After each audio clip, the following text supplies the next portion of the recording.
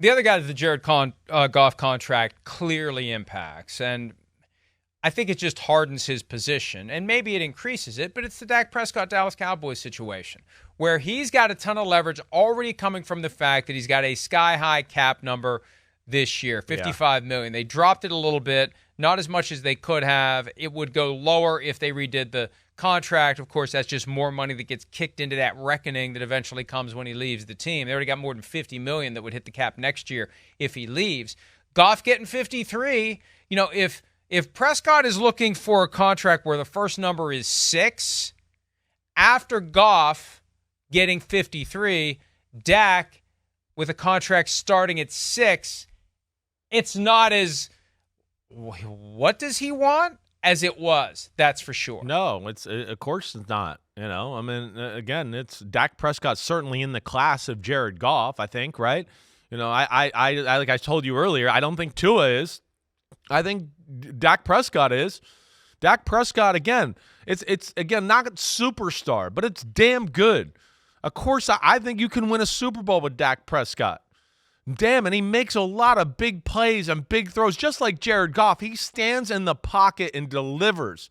And then, of course, has to deal with a ton of criticism. And, when their defense can't stop anything, he still gets blamed. It's the playoff game. And, whoa, hey, the Packers are going up and down the field. Dak Prescott's the problem. Dak Prescott's the problem. And I know he hasn't been perfect, but I'd also sit there and tell you, like I've said to you before, CeeDee Lamb's really good. I don't think he's as superstar-ish as maybe the fantasy world thinks.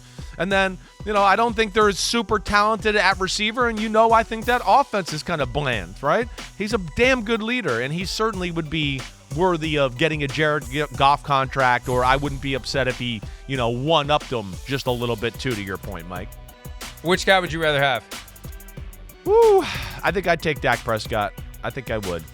It's a tight one. Closer than it was. It's closer than it was a year or two ago. It's a tight one. It really is. It's like it's two guys that have a similar way about them, right?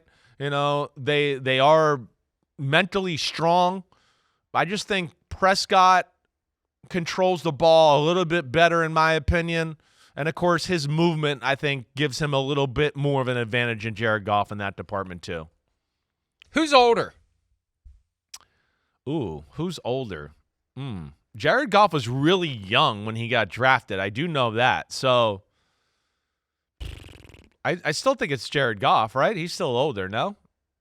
Goff is 29. Yeah. Turns 30 in October. Right. Dak Prescott will be 31 on July 29. Wow. That's How about funny. that? That just kind of it's kind of weird. That just kind of happened. You're right. Like, he turned. I remember when Ben Roethlisberger turned 30. It's like, holy shit, Ben Roethlisberger's 30. I remember when he was drafted. I remember thinking, I got to figure out how to spell this guy's name on a consistent basis. Are you kidding me? What is this name? That wasn't all that long ago. And I remember when he turned 30, it's like, damn, we're all getting old, including him. Yeah. Dak is already 30. That just kind of happened, and people didn't really notice it. So he'll be 31 later this summer.